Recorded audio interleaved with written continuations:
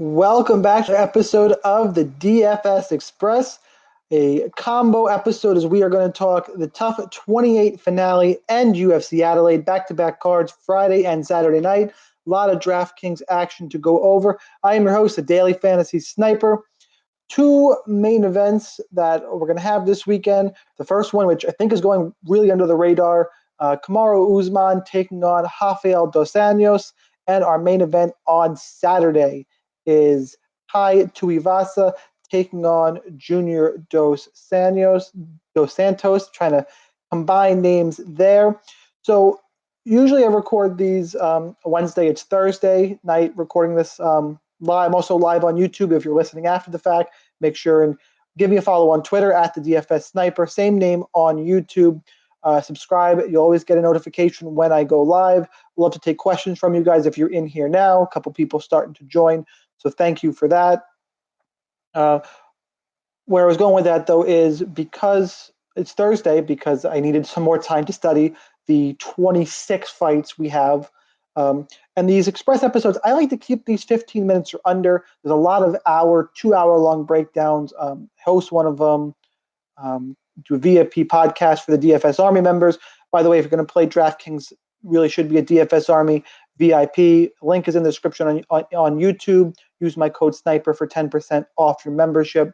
Lineup Optimizer, VIP only podcast where I'll get more in depth on strategy. And not just for MMA, we have all sports. I also cover soccer, NBA, MLB, NFL, all the good stuff. Make sure you're a DFS Army member. That's especially important for this episode because I'm really just going to go through salaries, lines, and a quick thought. I really do still want to keep these episodes under 15 minutes, kind of stay in my niche. Obviously going to go a little over, probably with all the fights and just this explanation. But that's the plan. If you notice it's extra abbreviated, that is why. Make sure you're a DFS Army member, and you'll get my full thoughts on these fights, more in-depth breakdowns. If you are watching this live, though, jump in with any questions. Those I will stop and answer because I do appreciate you guys, of course. Let's get to the fights. We're going to start with the TUF 28 card. Just a general thing for DraftKings for this card. In particular, the Friday night card. The contest's not that great. Play late, guys. It's not. It's a shame because it's a fun card, but the contest sizes, they don't warrant playing a ton of money. I'm actually going to stick more towards GPPs. We'll get to why as we get through this card, but I recommend playing a little lighter just because of the contest selection out there. Okay, Raoni Barcelos, 9,500, taking on Chris Gutierrez at 6,700. Should have the odds up. Barcelos minus 450. Comeback Gutierrez plus 400. This is lined about right. I was huge on Raoni Barcelos when he made his UFC debut. Did not disappoint against Kurt Halaba. Moves down to 135. I think the move is going to be just fine for him. Good hands, has power, and he's really a BJJ guy at heart. Hopefully he doesn't totally abandon that, but he's got good takedowns, good entries, big power. He's going to play at 9,500. Tim Means, 9,400, taking on Ricky Rainey, 6,800. Plenty of underdogs to talk about on this card. First three really, not places to do it. Ricky Rainey, to me, is just not a UFC caliber fighter. He got knocked out by Muslim Salikov in his UFC debut. I know Tim Means has slowed down a little bit, but he should have plenty for Ricky Rainey here at 9,400. His odds, by the way, minus 355. Comeback on Rainey's plus 320. Means is the play, no reason to get cute there. Next up, I almost read the wrong card. It is Roosevelt Roberts, 9,200, taking on Daryl Horcher at 7,000. Roberts minus 300, Horcher plus 270. Roberts, I think, has the sneakiest upside of anyone in this top range because he will look to grapple. That's his strength, and we've seen Horcher can be taken down in his fights, can be controlled, got taken down by Scott Holtzman. I can't hold Khabib Nurmagomedov against him, but he was in a super close fight against Devin Powell. I'll absolutely hold that against him. Roberts coming off a Dana White Tuesday Night Contender Series win. He looked good. He may not be the best grappler, but he's relentless at it. I like it for DraftKings. He's my play at 9,200. All right, our first UFC or first TUF fight of the night. It is Leia Letson, 8,900, taking on oh God, Stolyarenko. I knew I was going to trip over that name. Julia Stolyarenko. Letson's the favorite, minus 205, plus 165 on the comeback for Stolyarenko. Look, this one is a typical UFC featherweight fight. The fight goes to decisions, minus 135. It's actually a little lower. This is one I don't have a ton of interest in all around. I'll take Leah Letson at minus 205. But her win inside the distance prop is plus 245.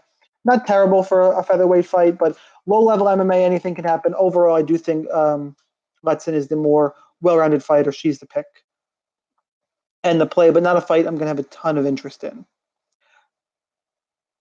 Christos Gigos, 9,000, taking on Mizuto Hirota, 7,200.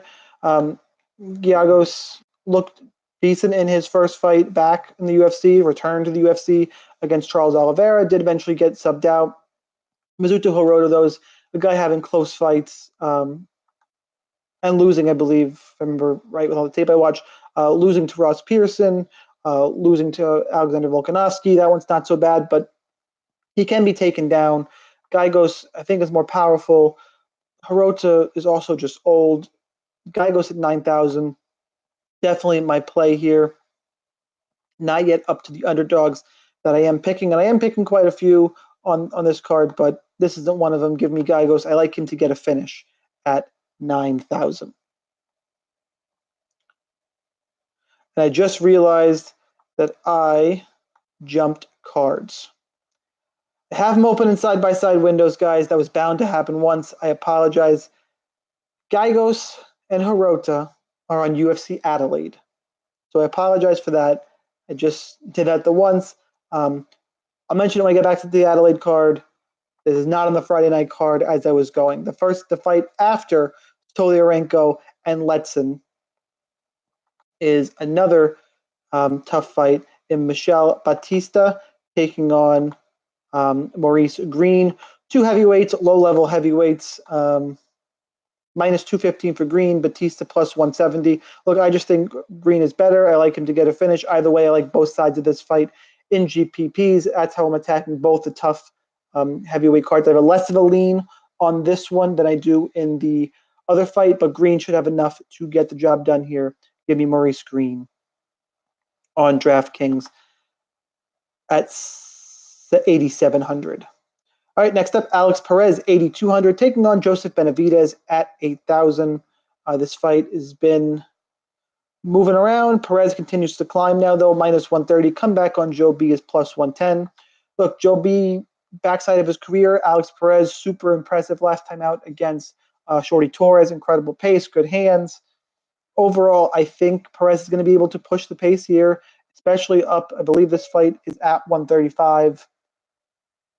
I like Perez's tools. I'm not interested in Benavidez. I don't think he'll be able to secure the takedowns. Even if he wins, I don't think he scores well. I like Perez. This looks like a change in the guard fight to me. And hopefully I'm not counting out Joe B too early, but give me Perez at 8,200. All right, Kevin Aguilar at 8,400, taking on Rick Glenn at 7,800. Aguilar's the favorite, minus 115. Rick Glenn, minus 105. Look, Rick Glenn is, just a tough vet. He's given rookies beatings. He beat the stuffing out of Gavin Tucker, lost the decision to Miles Jury, won against Bermudez. He's just a tough guy to look good against. Grimy, gritty type of fighter. I think Aguilar is going to be game. He's making his UFC debut. I think it's a close fight. Ultimately, I think it's going to the judges' scorecards. I'm not going to have a ton of this fight because I'm playing GPPs. And I don't think there's a lot of upside in it. I will say my pick, though, I'll go with the vet and Rick Glenn, and because he's cheaper, he's definitely my better DraftKings play. Antonia Shevchenko, 9,300, taking on Ji Yeon Kim at 6,900. Shevchenko is the favorite, minus 290. Kim at plus 260. Shevchenko making her UFC debut. Kim missed weight today. Look, give me Shevchenko here. I think this fight plays out on the feet. She's the better striker, decorated Muay Thai striker. I think like 39-1 pro Muay Thai record. Kim live, though, she's a fine cash punt. I don't think Shevchenko will finish her. Maybe Shevchenko has some octagon jitters. This is a better fight to me to bet than it is to play on DraftKings. Kim is actually my preferred play because she's cheaper and expected to go all 3 rounds. Don't think Shevchenko has a ton of upside. And even the line of minus 290, actually minus 290 has come down a little bit. Yeah, I really like Shevchenko to win, but Kim as a cash punt. All right, just pulling up the chat here. Rick Glenn all day. Says John Owen. Yeah, I get it. I like Glenn. I think it's a close fight, though. It's one of those he's aging, so I'm a little worried. But like I said, I don't think it's a great DraftKings fight. We got a few of those coming up. Darren Stewart, 80 or 7,900, taking on Edmund Shabazian at 8,300. This is a GPP fight. Shabazian, young in his career, making his UFC debut. All of his fights have been first round finishes.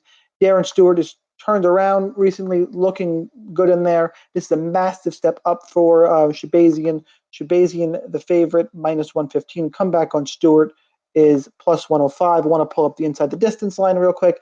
Fight doesn't go to decision, minus 450. This is a big GPP spot. Give me Darren Stewart. I think he's more polished. I also will never invest heavily ever in someone coached by Edmund Treverdian, which Edmund Shabazian is. So give me Darren Stewart. I think he could actually wrestle here. Shabazian live to the early knockout. Shabazian early, Stewart late. I like Stewart, though, to get it done. Oh, almost read the wrong card again. Not going to make that mistake twice. Pedro Munoz, 8,800, taking on Brian Caraway at 7,400. Pedro Munoz, favorite, minus 215. Comeback on Caraway, plus 195. I think this fight is lined a little wide. Caraway seems to always happen to him. I know people hate him because of the whole dated Misha Tate thing. Let's all get over that. Really close fight with Cody Stamann. I kind of thought he won that fight.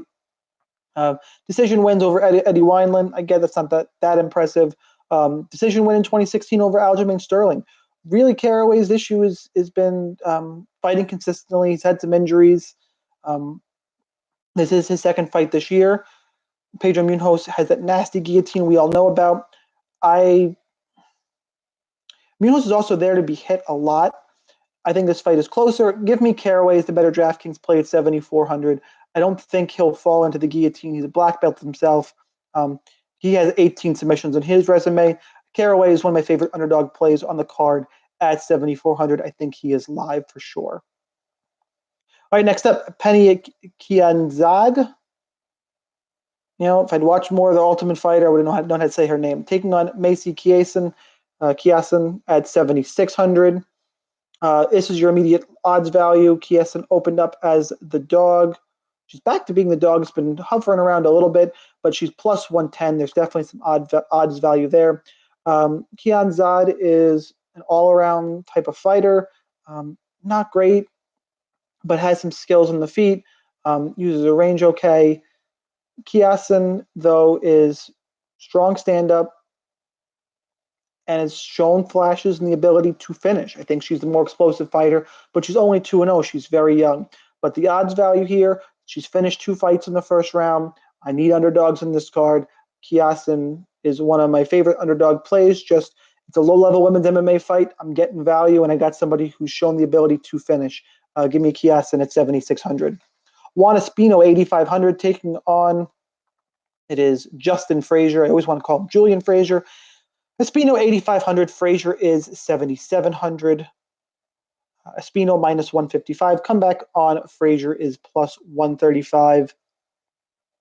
Look, Frazier to me looks like a fat heavyweight. He's out of shape. Doesn't look that good to me. He's got an overhand left. That's pretty much it. Espino's got, he's also old. I think he's 36 years old. Not a great game, but an all-around game. I think he'll be able to get this fight to the ground if he wants it. He's got plenty of power. I like this fight to finish. Give me Espino at minus 155. And for his price tag at 8,500. I think the winner of this fight does end up on the optimal lineup. I like it quite a bit. All right, next up, it is the main event. Kamaru Usman, 9,000, taking on Rafael Dos Anjos at 7,200. Man, we're already at 15 minutes. I really wanted to get this quick. I will, and I'll spend a little bit of time on this, though. I did already cover one fight in Adelaide. I'm on the opposite side of most people on this one. I know everybody saw Colby Covington, have his way with Rafael Dos Anjos. I'm not giving up on RDA here. I know Kamaru Usman is a really strong wrestler like Covington, and he has more power in his hands. I don't think he'll be able to push the pace. I know he won't push the pace on Dos Anjos like Covington did. I think if he tries to stay at range, I think Dos Anjos is the better technical striker to a bigger degree than most people seem to think. I think Dos Anjos will be able to piece up Usman on the feet. Usman can close the distance. If he gets takedowns, he could hold Covington down. That is absolutely a worry here. But overall, Dos Anjos is a strong black belt, live to submission if the fight goes down there. Has a good get up game. I think he'll be able to get up from takedowns if Usman gets it there. I think Dos Anjos is going to be the one moving forward with strikes circling off, frustrating Usman. As long as he doesn't get clipped and doesn't get held down, those are two big ifs. I do think RDA is much more live than people suspect in this fight. I like stacking this fight in cash games. Even if Usman wins, it should go the distance. Dos Anjos should score. I like Dos Anjos as a punt here. I don't think a lot of people are off him, not just as a punt, but as a GPP play. I think he'll be, even as far as main event fighters go, be relatively underowned. I see everybody picking Usman. I like RDA to get a decision win here. Close fight. I do think Usman wrestling and grappling wins him a couple rounds, but give me RDA to win a 48-47 decision, and I am way on the other side of that one. All right, let's jump over to UFC Adelaide. I'm going to start off with Damir Ismagulov at 9,500, taking on Alex Gorgis. Look, Ismagulov was the M1 champion. He's legit. Dude hits like a truck. He's going to run over Gorgis. He's a play at 9,500. That's how quick I should be going over these. I covered Gygos Hirota already. Give me Gygos. I like him quite a bit there as Hirota gets older. Kai Kara France, 9,100, taking on Elias Garcia. Stand-up fight, Kai Kara France was on an old season of The Ultimate Fighter. Like him a lot. Hits pretty hard, but 135er. Was on the 125 season of The Ultimate Fighter. I think he wins this fight, but I'm worried about the output here. I like Kai Kara France to win a really technical striking-based decision. Kaita Nakamura, 8,800, taking on Salim Tuhari at 7,400. This one is making me a little bit sick, and I'll stop for a second to explain why.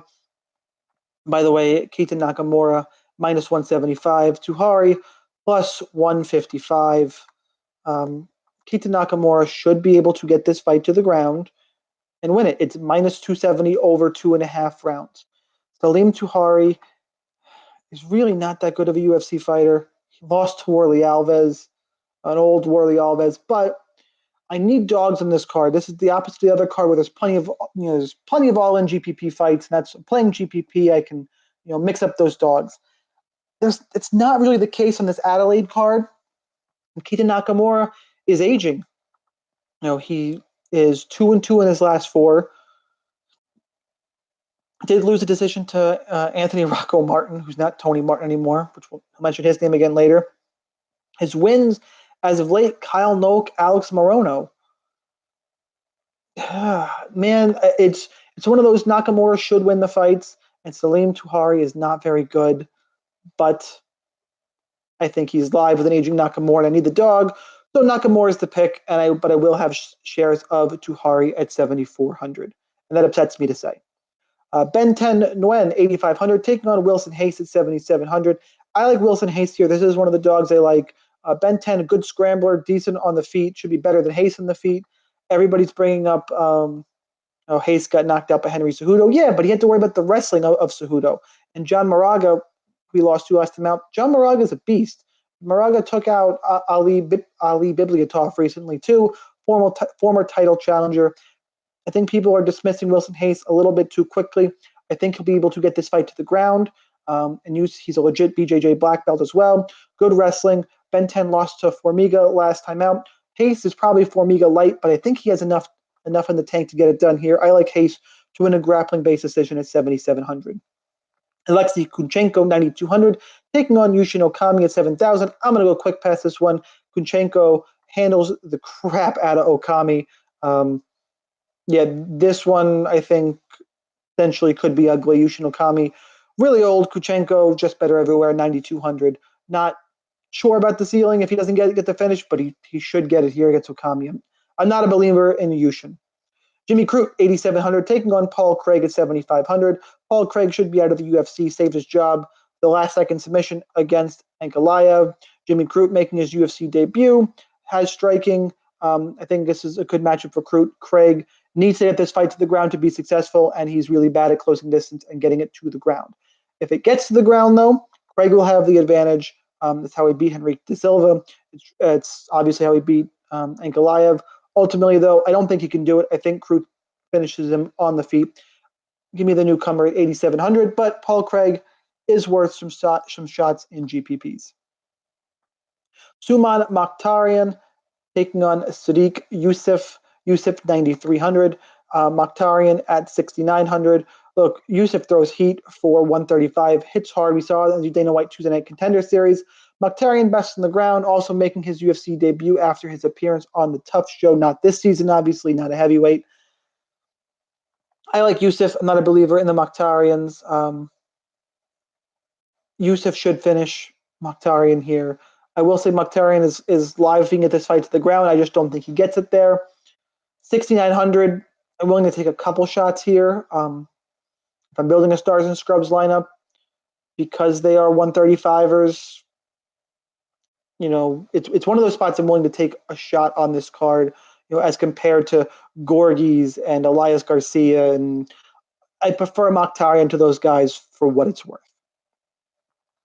All right, Jake Matthews, 8,400, taking on Anthony Rocco Martin at 7,800. Really similar fighters, good matchmaking here, but I like Jake Matthews in this matchup. I've been singing his praises since he went on, or before he went in this run. People were counting him out, but he's really young in his career, guys, and he's 2-1. Let me get the exact correct. I think he's 6-7-3 in the UFC. Anthony Rocco Martin should struggle with Matthews' physicality, the grinding pressure. We saw it against Olivier Aubin Mercier. Tony Martin struggled.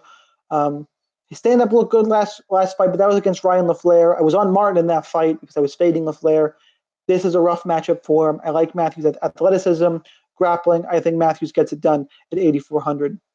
Justin Willis, 8,200, taking on Mark Hunt at 8,000. Great GPP fight. Farewell to Mark Hunt in the UFC. Fight is about to pick 'em. I like both sides. I'm going to play equally. Don't touch it in cash. If I forced to pick, I'm going to pick Mark Hunt out of nostalgia. Mark Hunt looking for the walk-off KO. Justin Willis trains at AKA, has a little bit of grappling, is 3-0 in the UFC, but his wins are over Chase Sherman, Crowder, and James Mulheroom. So not great competition. It is going to look for a takedown, could potentially get it. Don't hate him here. Like both sides in GPPs, but I'll pick Mark Hunt. Mauricio Shogun Rua, 6,800, taking on Tyson Pedro, 9,400. This is just sad. Tyson Pedro is a minus 500 favorite against Shogun Rua. I can't pick Shogun Rua at this stage of his career. I think he likely gets finished by Pedro. Pedro's big and strong enough. He's better than the guys that Shogun has beat recently in John Vellante. Rua did beat Corey Anderson by decision in Brazil. That was a robbery. Little Nog. Look, Pedro's better than those guys. I'm not saying Pedro's a world beater, but he's young, athletic. Decision loss to Ilir Latifi. Was subbed by OSP last time out. But he's beaten guys like Roundtree, Paul Craig, Saperbek Safarov. I know those aren't great names, but guys, it's 2018 Shogun Rua. If you want to take a shot, sure. I actually won't have a ton of Pedro because I like guys in that range more, but Pedro's the clear pick here at 9,400. Junior Dos Santos, 8,300, taking on Tai Tuivasa at 7,900 in our main event. I want to find the line on this fight. Right now, it's Junior Dos Santos minus 160. The comeback on Tuivasa is plus 130. Second main event, second underdog pick for me, where I think I'm going against the grain. I see most people on Dos Santos. I like Tuivasa here. The way to beat Dos Santos is through pressure, and that's what Tai Tuivasa does. Granted, he has to be able to cut off the angles. Hasn't looked great against doing that, but 5 rounds, and Dos Santos is not going to push a hard pace. It's going to be tied to Ivasa moving forward. Anything that clips Dos Santos is going to put him out. He's got no chin anymore. I think he's going to struggle with the pressure to Ivasa, and Tuivasa clearly has power. Dos Santos is not going to look for a takedown. He could counter him, but for 5 rounds, like I said, I just like the pressure to Tuivasa to get this done here. They're in Australia. Aging Junior Dos Santos, Tai Tuivasa coming up. I think he's got enough here for Dos Santos. I actually think this is a good matchup for him. Dos Santos does have good boxing. Tai Tuivasa has to be able to cut the angles at least a couple times, slow down Dos Santos, push a pace, get him tired. I think Tuivasa has a couple ways to win this fight. Close fight, but give me the underdog at 7,900. Also another fight I'm fine with stacking in cash games.